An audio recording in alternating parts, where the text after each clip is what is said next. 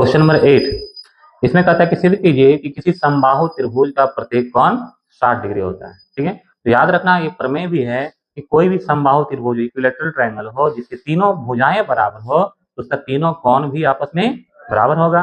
जब तीनों कोण बराबर होगा तो कितना डिग्री करके होगा? 60 डिग्री करके होगा। इसी को सिद्ध करना है। ठीक है, तो हम यहाँ पर क्या करते हैं, मान लेते हैं एक त्रिभुज है ए बी सी और इस त्रिभुज ए बी सी में क्या है, ए बी बराबर बी सी बराबर ए सी। ठीक है, ए बी बी सी और ए सी ये तीनों आपस में क्या है, बराबर है। और ए बी सी कैसा त्रिभुज है?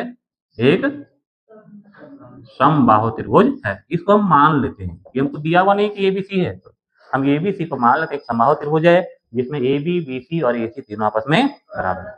हमें सिद्ध करना है। ठीक है, क्या सिद्ध करना है कि कौन ए बराबर कौन बी बराबर कौन सी बराबर कितना डिग्री? 60 डिग्री। ये सिद्ध करना है। ठीक है, तो लेते हैं सबसे पहले त्रिभुज ए बी सी में, त्रिभुज ए बी सी में दो भुजा लेंगे। पहले ए बी और ए बी सी दोनों आपस में क्या है बताओ, यानी ए बी बराबर है किसके? बी सी के। कैसे? प्रश्न से दिया हुआ है। ठीक है, और जब ये दोनों बराबर है ए बी और बी सी तो ये कोण और ये कोण आपस में, अर्थात क्या हो जाएगा, कोण ए बराबर होगा किसके? कोण सी के। इसको मान लेंगे समीकरण नंबर 1। क्यों बराबर होगा? ये बराबर भुजाओं के सम्मुख। ठीक है, और क्या बराबर है बताओ? BC बराबर है किसके?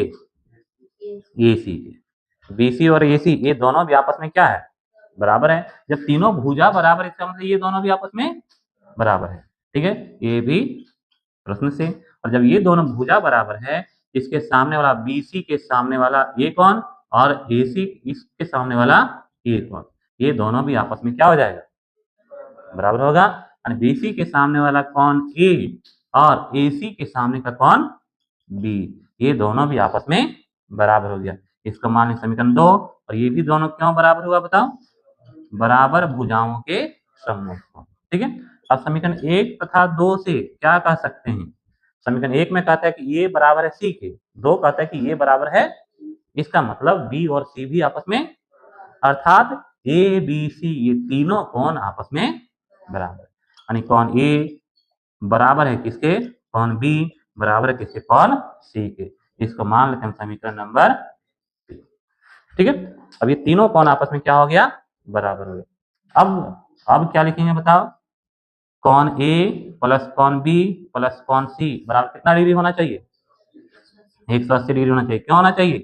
त्रिभुज के अंतः कोण है ये। ठीक है, त्रिभुज के अंतः कोण है, इसीलिए अंतः कोणों का जोड़ 180 होता है। और ये तीनों आपस में बराबर है, तो कोण ए कोण बी कोण सी तीनों का हम एक ही नाम लिख सकते हैं कि नहीं? ठीक है, क्या लिख दें? कोई भी एक जो आपको मन करे। तो कोण ए ही रहने देते हैं। ठीक है, यानी कोण ए बी का नाम भी हम क्या कर दिए, कोण ए सी को भी कर दिए कोण ए बराबर 180 डिग्री। कहां से बदल दिए?